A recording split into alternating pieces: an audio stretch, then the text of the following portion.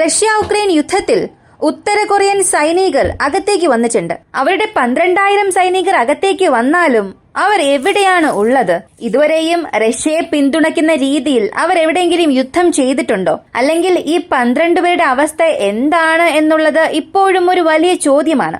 എന്നാൽ അതേസമയം വളരെ പ്രധാനപ്പെട്ട മറ്റൊരു അപ്ഡേറ്റ് വന്നു. ബാൾട്ടിക് കടൽ മേഖലയിൽ നേരിട്ട് ജർമ്മനിയുടെ ഒരു സൈനിക ഹെലികോപ്റ്ററിന് നേരെ റഷ്യൻ നാവികസേനയുടെ കപ്പലിൽ നിന്നും ഒരു വാർണിംഗ് ഫ്ലെയർ ഫയർ ചെയ്തു. ഇത് കേൾക്കാൻ വളരെ നിസ്സാരമായ ഒരു കാര്യമായി തോന്നിയാലും ഇതും വളരെ ഗുരുതരമായ ഒരു എസ്കലേഷനാണ് നാറ്റോ വേഴ്സസ് റഷ്യ എന്ന പ്രശ്നത്തിൽ. അങ്ങനെ ജർമ്മനിക്കും റഷ്യയ്ക്കും ഇടയിൽ എന്താണ് സംഭവിക്കുന്നത്? ഈ വീഡിയോയിലൂടെ വിശദമായി അറിയാം.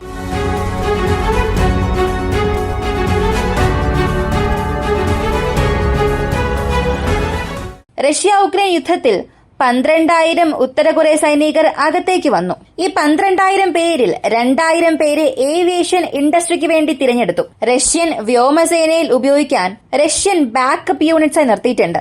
അങ്ങനെയാണെങ്കിൽ ബാക്കി 10,000 പേരുടെ അവസ്ഥ എന്താണ്? റഷ്യ അവരെ എന്ത് ചെയ്തു? ഒരു പക്ഷേ അവർ റഷ്യയിൽ നിന്നും ഉക്രൈനിലേക്ക് പോയോ? അല്ലെങ്കിൽ റഷ്യയെ വിട്ട് ഉത്തര കൊറിയയിലേക്ക് തന്നെ തിരികെ പോയോ എന്നുള്ള ഒരു ചോദ്യം നമുക്കുള്ളിൽ ഉണ്ടായിരുന്നു. ഇപ്പോ അതിന് ഉക്രൈൻ തന്നെ ഉത്തരം നൽകാൻ തുടങ്ങിയിട്ടുണ്ട്. ഇവർ എല്ലാവരെയും ചെറിയ ചെറിയ ഗ്രൂപ്പുകളായി തിരിച്ച് റഷ്യൻ സേന ഇപ്പോ വരെയും റിസർവിൽ വച്ചിരിക്കുകയാണ്. വീണ്ടും നേരിട്ട് ഉക്രൈൻ യുദ്ധകളത്തിലേക്ക് ഇവർ പോയിട്ടില്ല. കേർസ്കിൽ ഇവരുടെ പ്രവർത്തനം ചില സ്ഥലങ്ങളിൽ ഉണ്ടെങ്കിലും നേരിട്ട് ഉക്രൈൻ സൈനികരെ എതിർത്ത് ഇതുവരെയും യുദ്ധം ചെയ്തിട്ടില്ല. എന്നാൽ ഈ ഒരു അവസ്ഥ വളരെ നാളത്തേക്ക് നീണ്ടുപോകില്ല.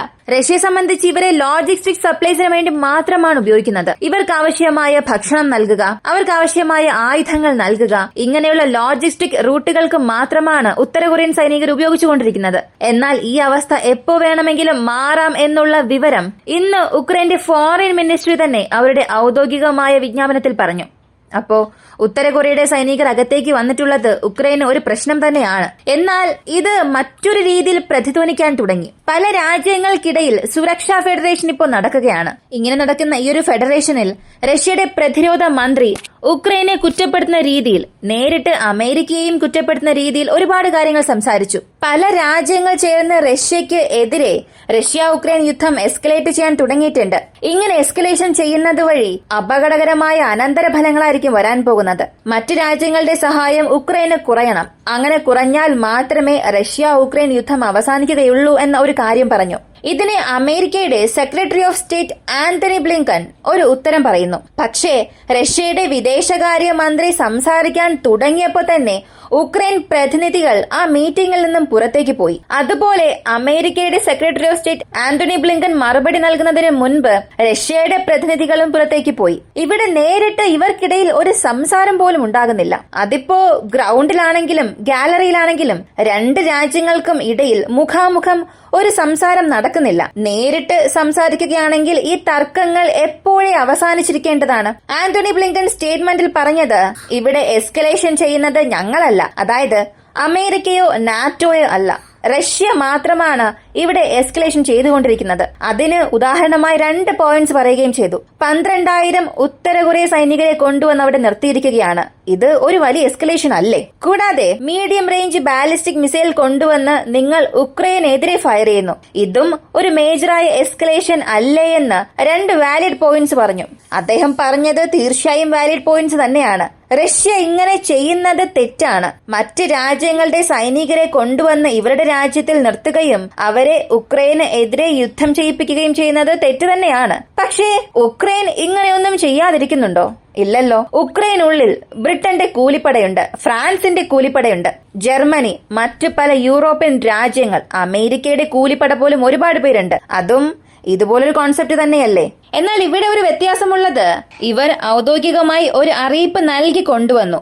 മറുഭാഗത്ത് ഉക്രൈൻ യാതൊരു അറിയിപ്പും ഇല്ലാതെ കൊണ്ടുവന്നു. ഇവിടെ റഷ്യ അവരുടെ മീഡിയം റേഞ്ച് ബാലിസ്റ്റിക് മിസൈൽ തൊടുത്തുവിട്ടത് ഒരു പ്രധാനപ്പെട്ട ആരോപണമായി പറഞ്ഞു. എന്നാൽ എന്തുകൊണ്ട് അവർ ഫയർ ചെയ്തു? ഉക്രൈൻ ആദ്യമായി ATACMS-ഉം സ്റ്റോം ഷാഡോ മിസൈലും റഷ്യയുടെ എയർബേസിനെ എതിരെ ഉപയോഗിച്ചതുകൊണ്ടാണ് ഒരു പ്രതികാരം എന്ന വണ്ണം അത് ചെയ്തത്.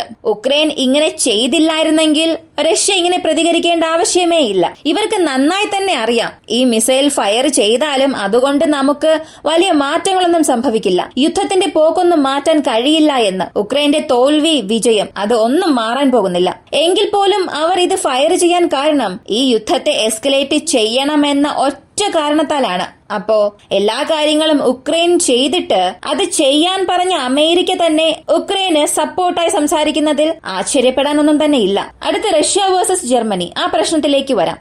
ബാൾട്ടിക് കടൽ പ്രദേശത്ത് നാറ്റോയുടെ പ്രധാനപ്പെട്ട ഒരു എക്സസൈസ് ഒരാഴ്ചയായി നടക്കുന്നുണ്ട്.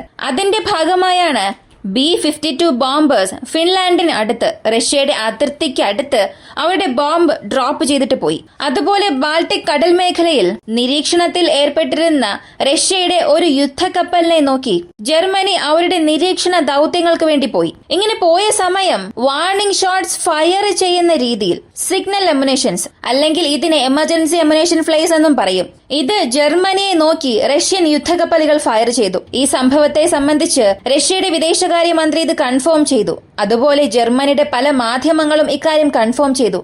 എന്നാൽ ഇതാണോ ആദ്യമായി സംഭവിക്കുന്നത്? റഷ്യയ്ക്കും ജർമ്മനിക്കും ഇടയിൽ ഒരു വലിയ എസ്കലേഷന്റെ ആദ്യ ഭാഗം ഇതാണോ എന്ന് ചോദിച്ചാൽ ഇല്ല.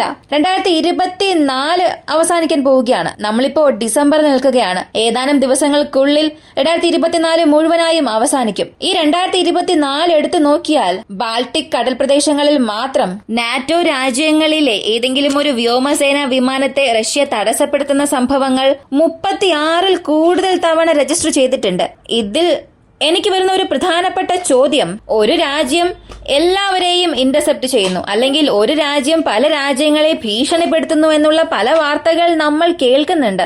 എന്നാൽ സത്യത്തിൽ ഒരു രാജ്യം ഇവരെ എല്ലാം ഭീഷണിപ്പെടുത്തുകയാണോ, അല്ലെങ്കിൽ നാറ്റോയിലുള്ള 30 രാജ്യങ്ങളും ചേർന്ന് ഈ ഒറ്റ രാജ്യത്തെ ഭയപ്പെടുത്തുകയാണോ? ഇതാണ് ഒരു ചോദ്യം. ഇപ്പൊ ജർമ്മനിയുടെ ഹെലികോപ്റ്റേഴ്സ് റഷ്യയുടെ വാർണിംഗ് ഷോട്ട്സിനകത്തേക്ക് വന്നു. ഇത് എന്തിനെയാണ് സൂചിപ്പിക്കുന്നത്? അങ്ങനെ റഷ്യയ്ക്കും ജർമ്മനിക്കും ഇടയിൽ ഇങ്ങനെ ഒരു പ്രശ്നം അധികമാകുമോ എന്ന് നോക്കിയാൽ, പൊതുവെ കപ്പലുകൾ അല്ലെങ്കിൽ വിമാനങ്ങൾ ഇവ ശത്രു രാജ്യങ്ങളിൽ നിന്നും രക്ഷപ്പെടാൻ ഫ്ലൈസ് റിലീസ് ചെയ്യും. കാരണം ഹീറ്റ് സീക്കിംഗ് മിസൈൽസിൽ നിന്നും രക്ഷപ്പെടണമെന്നുണ്ടെങ്കിൽ ദിശ മാറാനായി ഇങ്ങനെയുള്ള ഫ്ലൈസ് റിലീസ് ചെയ്യും. എന്നാൽ ഇതിൽ 2 രീതിയുണ്ട്.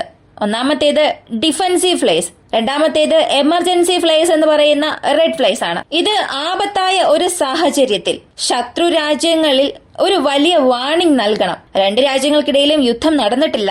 എന്നാൽ യുദ്ധത്തിന് മുൻപ് എന്നെ നിങ്ങൾ ആക്രമിക്കുകയാണെങ്കിൽ ഒരു വലിയ പ്രത്യാഘാതം നിങ്ങൾക്ക് സംഭവിക്കും. ഒരു പൂർണ്ണ യുദ്ധം ഞങ്ങളുടെ രാജ്യം നിങ്ങളിൽ തൊടുത്തുവിടാൻ പോലും തയ്യാറാണ് എന്ന സൂചന നൽകാൻ വേണ്ടിയാണ് ഈ റെഡ് ഫ്ലൈസ് എന്ന കോൺസെപ്റ്റ് വെച്ചിട്ടുള്ളത്. അങ്ങനെയുള്ള ഫ്ലൈസ് ആണ് ഇപ്പോൾ നേരിട്ട് ജർമ്മനിയുടെ വ്യോമസേനയ്ക്ക് നേരെ റഷ്യ ഉപയോഗിച്ചിട്ടുള്ളത്.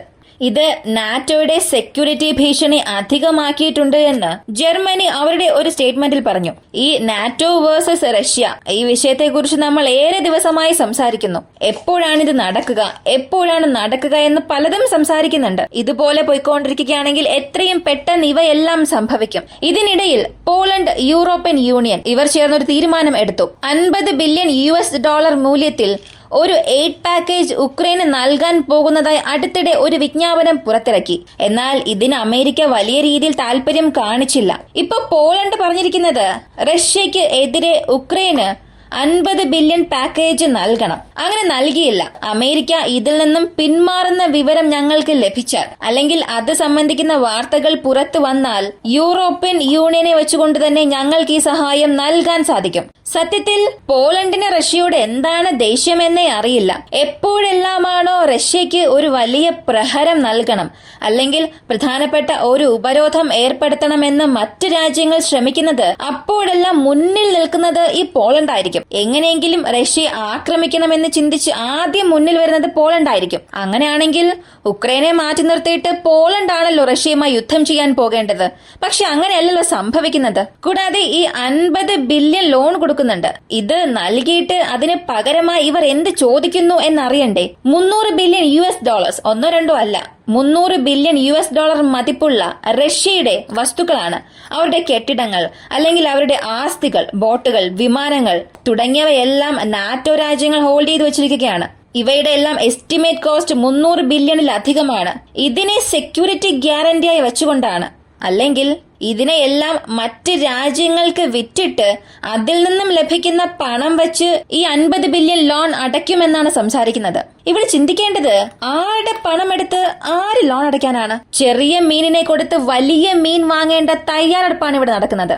ഈ 50 ബില്യൺ നൽകി എങ്ങനെയെങ്കിലും $300 ബില്യൺ മതിപ്പുള്ള വസ്തുക്കളെ ഈ എല്ലാ രാജ്യങ്ങളും ചേർന്ന് അവർക്കുള്ളിൽ ഭാഗിച്ചെടുക്കണമെന്ന് ചിന്തിക്കുകയാണ്. എന്നാൽ അത് അത്ര പെട്ടെന്ന് നടക്കാൻ യാതൊരു സാധ്യതയുമില്ല. കാരണം ഇതിനകം റഷ്യ ഇതിനെക്കുറിച്ച് പലതവണ പറഞ്ഞിട്ടുണ്ട്. നിങ്ങൾ ഇത് ചെയ്യുകയാണെങ്കിൽ, ഈ വസ്തുക്കളെ തൊട്ടാൽ അതിന്റെ അനന്തരഫലം അപകടകരമായിരിക്കുമെന്ന് റഷ്യ ഒരുപാട് തവണ പറഞ്ഞിട്ടുണ്ട്. അതിനാൽ ഈ രാജ്യങ്ങളെ പ്രധാനപ്പെട്ട തീരുമാനങ്ങൾ എടുക്കാൻ റഷ്യ അനുവദിച്ചതേയില്ല.